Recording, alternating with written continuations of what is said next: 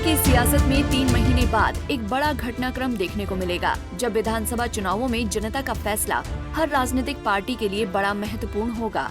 उसी जनता के फैसले को अपने हित में करने के लिए हर पार्टी जी जान लगा रही है।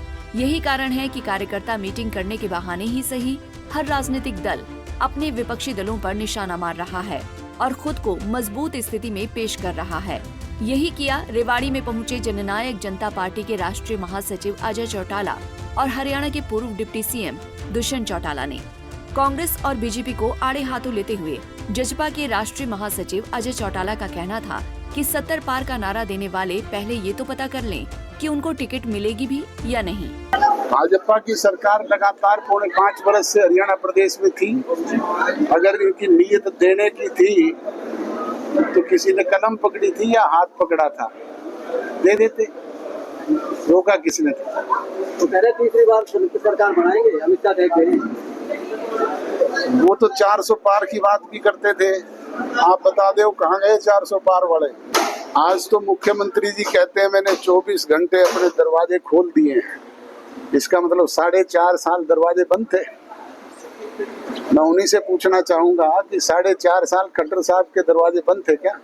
वहीं हरियाणा के पूर्व डिप्टी सीएम दुष्यंत चौटाला ने अमित शाह के उस बयान जिसमें बीसी यानी बैकवर्ड क्लास के पंचायतों और म्युनिसिपल कॉरपोरेशन में ग्रुप ए के लिए 8% आरक्षण के साथ ही ग्रुप बी के लिए भी 5% आरक्षण देने का प्रावधान करने पर टिप्पणी करते हुए कहना था कि जो वादा शाह करके जा रहे हैं वो वादा तो हमारी पार्टी का था। उन्होंने कहा कि योजनाओं का नाम बदलकर सैनी सरकार यू टर्न पर यू टर्न ले रही है।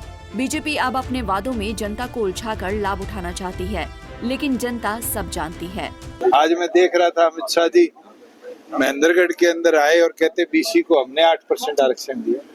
ये तो हमारी पार्टी का वादा था जिसमें महिलाओं को 50% और बीसीए को 8% आरक्षण देना था। आज उसका भी क्रेडिट बीजेपी ले रही है। मैं तो एक चीज बोल सकता कि अगर 4.5 साल के कराए हुए कार्यों को कार्यकर्ता मैदान पर लेते, परिस्थिति बदलने में कोई ज्यादा समय नहीं लगता। आज 100 दिन का समय और 100 दिन के अंदर सारी परिस्थितियां मिलकर बदल सकती हैं। भारतीय जनता पार्टी अब प्रदेश से बाहर जाएगी, जनता बदलाव लाएगी और 100 दिन के अंदर जिस तरह पे यूटर्न सैनी साहब ले रहे हैं, इसका भी वोट की ताकत से जवाब देगी। चाहे वो स्टिल्ट +4 की बात हो, चाहे वो पंचायतों के अंदर ई टेंडरिंग प्रणाली की या लिमिट बढ़ाने की बात हो। ये साफ दिखता है कि जो पुराने मुख्यमंत्री के करे काम थे, सैनी साहब सिर्फ बदलकर क्रेडिट लेने का काम कर। इसके अलावा दुष्यंत यही नहीं रुके, बल्कि कांग्रेस के हरियाणा मांगी यात्रा को लेकर भी पूर्व मुख्यमंत्री हुड्डा पर